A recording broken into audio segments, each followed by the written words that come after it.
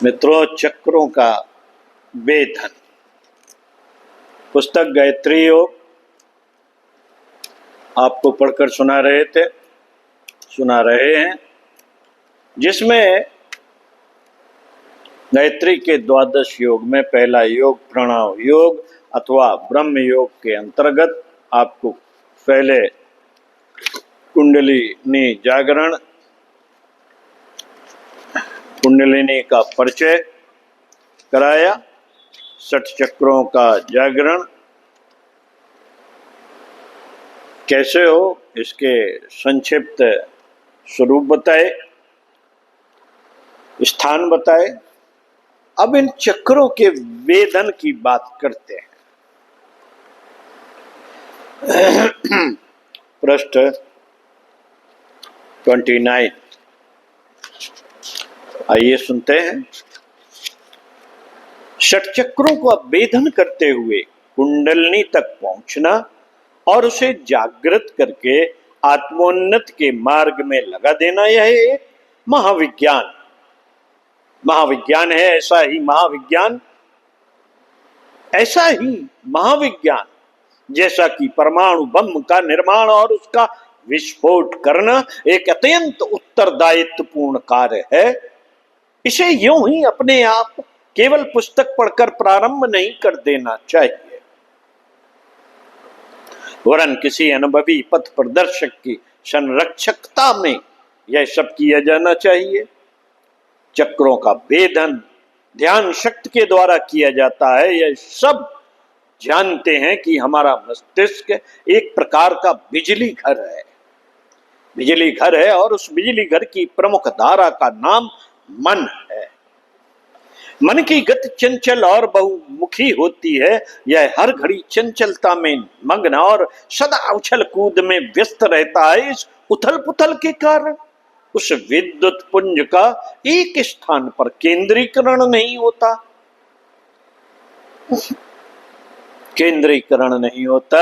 जिससे कोई महत्वपूर्ण कार्य संपादन हो। इस अभाव में जनजीवन के यूं ही अस्त व्यस्त अंत होते रहते हैं। यदि उस शक्ति का एकत्रीकरण हो जाता है, उसे एक स्थान पर संचित कर लिया जाता है, तो आतशी शीशे द्वारा एकत्र हुई किरणों द्वारा आग की लपटें उड़ने लगना जैसे दृश्य उपस्थित हो जाते हैं। ध्यान एक ऐसा सूक्ष्म विज्ञान है जिनके द्वारा मन की बिखरी हुई बहुमुखी शक्तियां एक स्थान पर एकत्रित होकर एक कार्य में लगती हैं। फलस्वरूप वहां साधारण शक्ति का स्रोत प्रवाहित हो जाता है। ध्यान द्वारा मन क्षेत्र की केंद्रीभूत इस बिजली से साधक षटचक्रों का वेधन कर सकता है। षटचक्र वेधन की साधना करने के लिए अनेक ग्रंथों में अनेक मार्ग बताए गए। इसी प्रकार गुरु परंपरा से चली आने वाली साधनाएं भी विविध प्रकार की हैं। इन सभी भागों से उद्देश्य की पूर्ति हो सकती है, सफलता मिल सकती है, पर शर्त यह है कि उसे पूर्ण विश्वास, श्रद्धा, निष्ठा और उचित पथ प्रदर्शक की संरक्षकता में किया जाए। अन्य साधनाओं की चर्चा करना और तुलना करके उनकी आलोचना प्रत्यालोचना करना यहाँ हमें अभीष्ट नहीं है। इन पंक्तियों में तो हम एक ऐसी सुलभ साधना पाठकों के सामने उपस्थित करना चाहते हैं जिसके द्वारा गायत्री शक्ति षटचक्रों का जागरण बड़ी सुविधा पूर्वक हो सकता है और अन्य साधनाओं में आने वाली असाधारण कठिनाइयों एवं खतरों से स्वतंत्र रहा जा सकता है। प्रातःकाल शुद्ध शरीर और स्वस्थ चित्त से सावधान होकर पद्मासन से बैठिए। पूर्व वर्णित ब्रह्म संध्या के आरंभिक पंच कोशों की क्रिया कीजिए। आचमन, शिखाबंधन, प्राणायाम, अगमर्षण और न्यास करने के बाद गायत्री के 108 मंत्रों की एक माला जपिए। ब्रह्म संध्या कर चुकने के पश्चात मस्तिष्क के मध्य भाग भ्रकुटी में एक रेखा एक कान से दूसरे कान तक खींची जाए और दूसरी रेखा दोनों भ्रुवों के मध्य में से मस्तिष्क की पीछे की तरफ खींची जाए। दोनों का मिलन जहां होता है उस स्थान को त्रिकुटी कहते हैं। वेद माता गायत्री का ज्योत स्वरूप ध्यान करना चाहिए। मन को उस ज्योतिर्लिंग के मध्य में इस प्रकार अवस्थित करना चाहिए जैसे लोहार अपने लोहे को गर्म करने के लिए भट्टी में डाल देता है और जब वह लाल हो जाता है तो उसे बाहर निकालकर ठोकता, पीटता और अभीष्ट वस्तु बनाता है। भ्रकुटी स्थित गायत्री ज्योति में मन को कुछ देर अवस्थित रखने से मन स्वयं भी तेज रूप हो जाता है। तब उसे आज्ञा चक्र के स्थान में लाना चाहिए।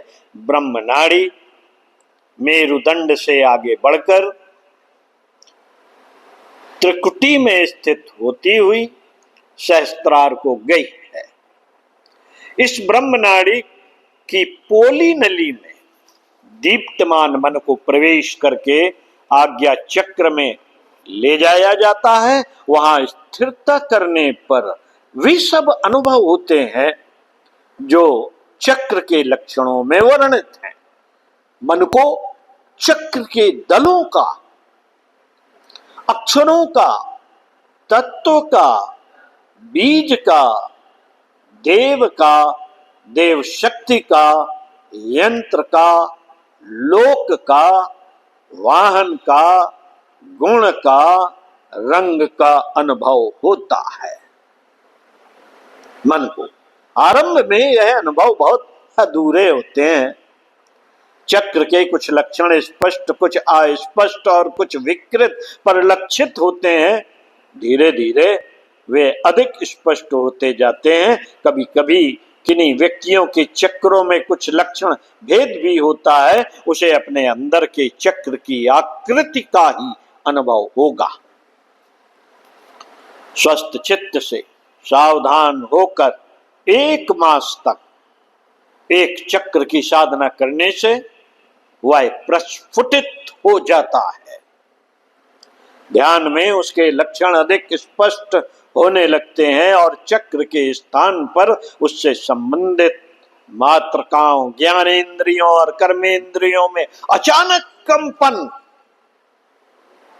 रोमांच, प्रस्फुरण, उत्तेजना, दाद, खुजली जैसे अनुभव होते हैं। यह इस बात के चिन्ह है कि चक्रों का जागरण हो रहा है।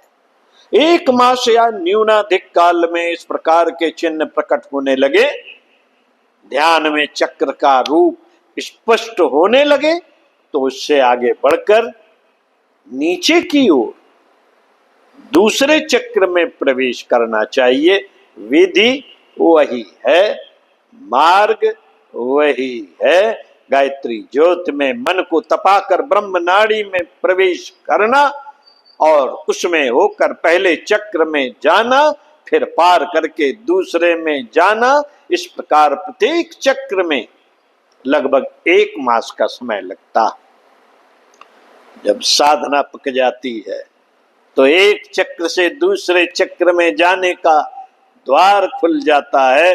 जब तक साधना करता रहता है तब तक द्वार रुका रहता है। साधक का मन आगे बढ़ना चाहे तो भी उसे द्वार नहीं मिलता और वह उसी चक्र के तंतुजाल की भूल भुलैयों में उलझा रहता है।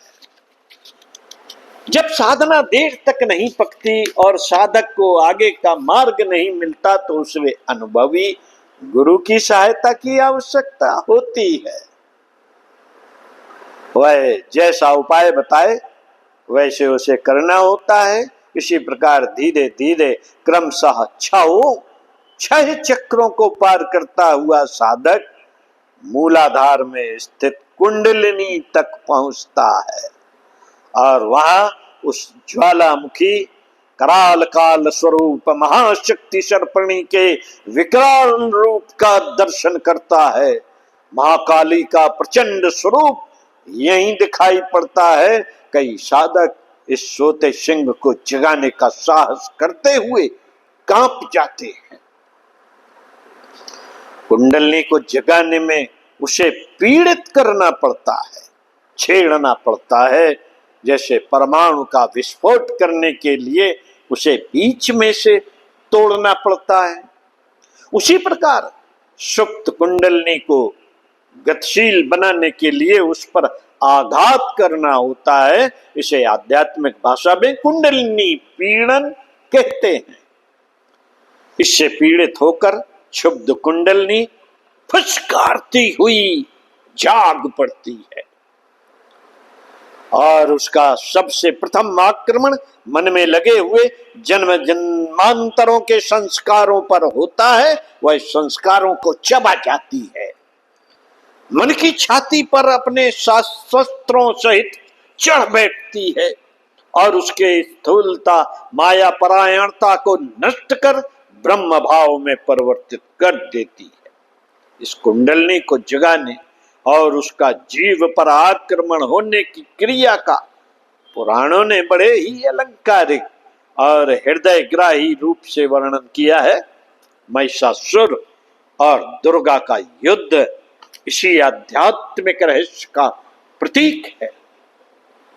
अपनी मुक्ति की कामना करता हुआ देवी के हाथों मरने की कामना से उत्साहित होकर महिषासुर मही यानी पृथ्वी आदि पंचभूतों से बना हुआ मन, महिषासुर यानी मही, मही यानी पृथ्वी आदि पंचभूतों से बना हुआ मन चंडी से कुंडलनी से लड़ने जाता है। वह चुपचाप बैठी हुई है, वह चुपचाप बैठी हुई है, उस पर आक्रमण करता है। देवी क्रुद्ध होकर उससे युद्ध करती है, उस पर प्रत्याक्रमण करती है, उसके वाहन महिष को, संस्कारों के समूह को चबा डालती है। मन के भौतिक आचरण को, महिषासुर के शरीर को दसों भुजाओं से, दसों दिशाओं से, सब ओर से विदीर्ण कर डालती है और अंत में महिषासुर साधारण जीव चंडी की ज्योत में मिल जाता है। महाशक्ति का अंग होकर जीवन लाभ को प्राप्त कर लेता है। भक्तमयी साधना का यह रौद्र रूप बड़ा विचित्र है। इसे साधन समर कहते हैं। जहां कितने ही भक्त प्रेम और भक्ति द्वारा ब्रह्म को प्राप्त करते हैं, वहां ऐसे कितने ही भक्त हैं जो साधन समर में ब्रह्म से लड़कर उसे प्राप्त करते हैं। भगवान तो निष्ठा के भूखे हैं, भगवान तो निष्ठा के भूखे हैं। वे सच्चे प्रेमी को भी मिल सकते हैं और सच्चे शत्रु को भी। भक्ति योगी भी उन्हें पा सकते हैं और साधना समर में अपने दो दो हाथ दिखाने वाले हठ योगी तंत्र प्राणी भी उन्हें प्राप्त करते हैं। कुंडलनी जागरण ऐसा ही हठ तंत्र है जिसके आधार पर आत्मा तुच्छ से महान और अणु से विभु बनकर ईश्वरीय सर्व शक्तियों से संपन्न हो जाती है। षट चक्रों की साधना करते समय प्रतिदिन ब्रह्म नाड़ी में प्रवेश करके चक्रों का ध्यान करते हैं। यह ध्यान 5 मिनट से प्रारंभ होकर 30 मिनट तक पहुंचाया जाता है।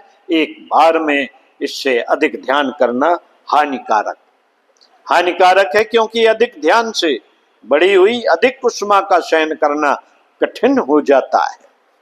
ध्यान समाप्त करते समय उसी मार्ग से वापस लौटकर मन को त्रिकुटी में लाया जाता है और फिर ध्यान को समाप्त कर दिया जाता है। यह कहने की तो आवश्यकता ही नहीं कि साधना काल में ब्रह्मचर्य से रहना एक बार भोजन करना, सात्विक खाद्य पदार्थ ग्रहण करना, एकांत सेवन करना, स्वस्थ वातावरण में रहना, दिनचर्या को ठीक रखना अनिवार्य है, क्योंकि यह साधनाओं की प्रारंभिक शर्तें मानी गई। षट चक्रों के वेदन और कुंडलनी के जागरण से ब्रह्म रंध्र में ईश्वरीय दिव्य ज्योति के दर्शन होते हैं और उस प्रणव ब्रह्म का साक्षात हो जाता है, जिसका संकेत गायत्री के प्रथम अक्षर में है। इसे ही प्रणव योग या ब्रह्म योग कहते हैं। द्वादश योग का दूसरा योग आपको पढ़कर सुनाएंगे अगले वीडियो में, विश्व योग। विश्व योग में जाने के लिए पिछले वीडियो को और एक दो बार ध्यान से पढ़ लिया जाए, सुन लिया जाए, उस पर चिंतन मनन किया जाए तो और मजा आएगा, सरलता हो जाएगी।